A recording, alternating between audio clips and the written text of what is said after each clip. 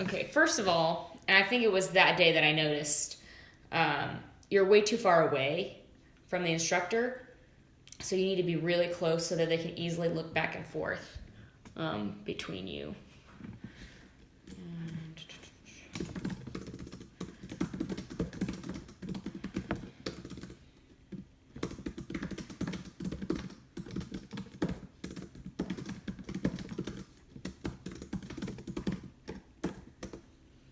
Especially since this client can read lips really well, and so she may choose to read her lips instead and then just use you as a support. Right. Will become slightly acidic. And we can measure how acidic that water becomes by using an indicator called phenol red. It's red, right? Phenol red.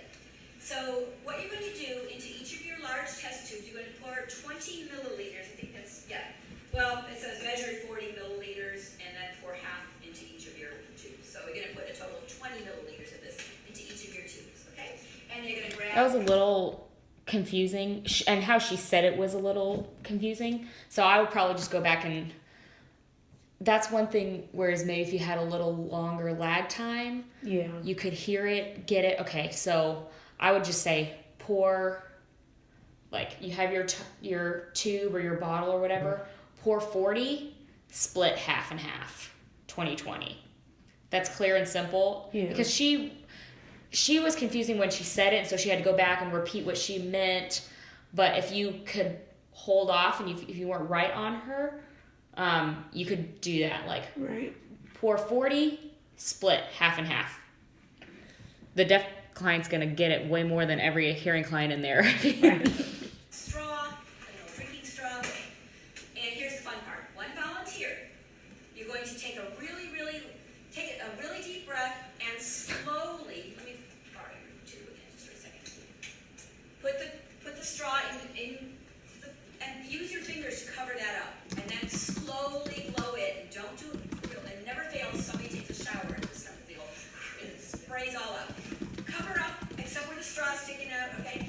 Take a real deep breath and very slowly breathe out. And somebody's going to be timing you, and as soon as the phenol red turns yellow, this turns yellow in acidic conditions, okay? Then you say time, and you write down how many seconds it took, okay? Then that same volunteer, this is why you have to choose carefully, has to do 3 minutes of heavy exercise. Let's see. Have the same student 3 minutes. That's another gift of the lifetime. Mm-hmm. Heavy, and I was like, oh wait. Mm-hmm. Which is what most people do, running in place. Go up and down the stairs. I would not recommend running up and down the hall, but if you want to run up and down the stairs, 3 minutes of heavy exercise, and before you can catch your breath, you're going to come back and use the second tube that has phenol red. You're going to do the same thing. Take a real deep breath as much as you can. Slowly breathe out. So that's another... Don't stop in the middle and go, and then you got to take one breath. All of this, if you would have waited, it was fine, and the client understands English, so transliterating is fine for her. But you could put that out there a lot more concisely, and it would be a lot more clear if you showed or said, exercise 3 minutes, immediately blow out or something, instead of before you take a break or whatever it is, like that.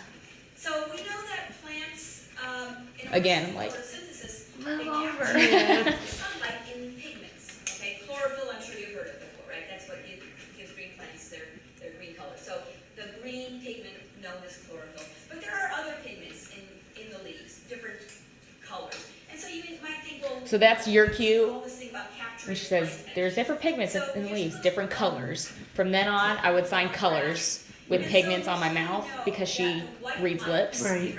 Visible light spectrum. So you don't have to keep spelling pigment. Okay, going from about 380 nanometers up to about 700 nanometers wavelengths. That's the visible light spectrum. There are longer waves and there are much shorter waves. The shorter the wavelength, the more energy there is. So ultraviolet radiation is more energy than infrared. Ultraviolet, you don't want to look at that because it's a very powerful radiation. So you always want to be careful. But the visible light spectrum for about 380 to about 700 nanometers is the visible light spectrum. And you see all these colors in here. So usually for wavelengths, if she's not explaining, and she may do, or she may have already, or did it afterwards, I remember, I'll sign wavelengths. And sometimes they're short, or sometimes they're long.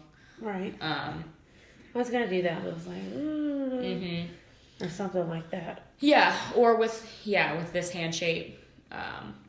I think with the finger, it's a little easier to make it clear whether it's this or this could look similar. Right. Whereas you can accentuate more with a finger instead of a flat hand shape. Things like spectrum, I'll probably do like a range. Okay. And, however you decide to do it, but range. Well, each of these discrete color wavelengths, so 400 to about 450 is blue, 650 to about 700 is red. All of those discrete wavelengths are individual colors. We see them all kind of smushed together, so we see the white light. But if you were to look out on a day when there's raindrops up there and the sun is shining, and those raindrops basically cause a rainbow, those raindrops are separating out those individual wavelengths, and so you see the colors of the rainbow. These guys, Roy G. Biv. You ever heard that, Roy G. Biv? Red,